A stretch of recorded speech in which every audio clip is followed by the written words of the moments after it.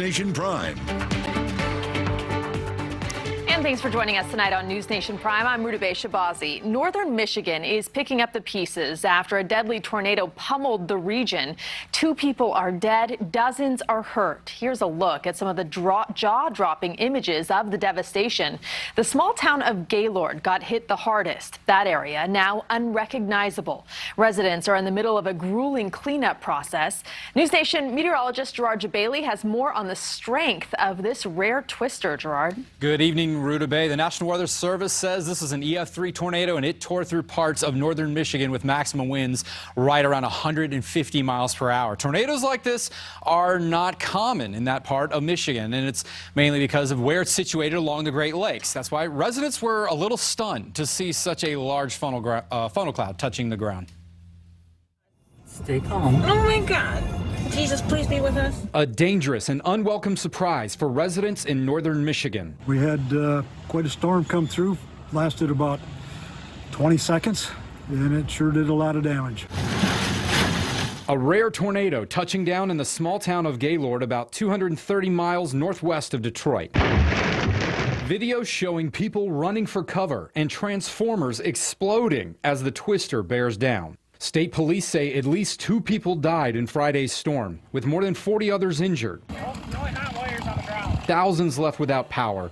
It is one. People in the town say the tornado seemingly came out of nowhere. It just was not here, and then it was here, and it just tore up everything. Got outside and looked at the sky and said, it's not going to happen. And then we heard a sound like a great freight train. And I ran to the basement. 7 seconds later, it was all over. We're Michiganders and we're tough.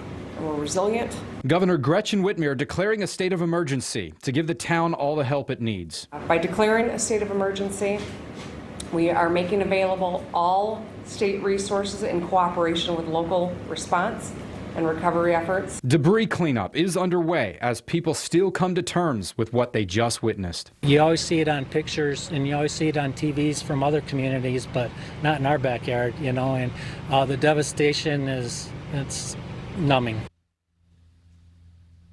As mentioned, they're a little more rare for that part of the country. And, the town of Gaylord does not have warning sirens. But this is a good reminder that tornado sirens are only to be meant to be heard by people outdoors. But many residents are probably thankful that they were able to hear those warnings through cell phones, weather radio alerts, as well as local TV sources. And that also is a reminder. You should always have more than one way to receive those warnings. Another impressive thing is that this was just one storm that caused all this damage. And it was way over here in parts of northern Michigan. We have, of course, the Great Lakes across most of it. And, well, that is what's been causing all this devastation. As you notice there, the storm really was pretty impressive. It actually had a strong hook echo on there. And as you can notice, there it is. Really, that hook echo detected along with debris on that radar image there you can see. All right, so here's the current situation that we have across most of the country. We're seeing everywhere from severe thunderstorms that we are looking at, and that is traveling across so much of the country. We're talking from parts of northern Maine, the Canadian border, almost unbroken severe thunderstorm watches all the way down to near the Texas border. That is the same system that produced the severe weather yesterday. Still seeing severe thunderstorms across parts of northern Arkansas this hour, and many more as we looked up there towards Cleveland, Ohio, Cincinnati, getting a few of those. The forecast is going to be for more severe weather for the rest of the evening right there in that zone. A level 2 out of 5 risk, as you can notice. But tomorrow that shifts, and we're going to see mainly in parts of the Northeast. We're going to see it across parts of New York, including near Boston. It's going to be another level 2 out of 5 threat, Rudabeh. So far, the tornado threat very low, but not zero, not too dissimilar to what we saw yesterday. It was such a surprise and shock for so many people there. Gerard, thank you. Thanks for watching. Click the red subscribe button below so you can get more of NewsNation's fact-driven, unbiased coverage.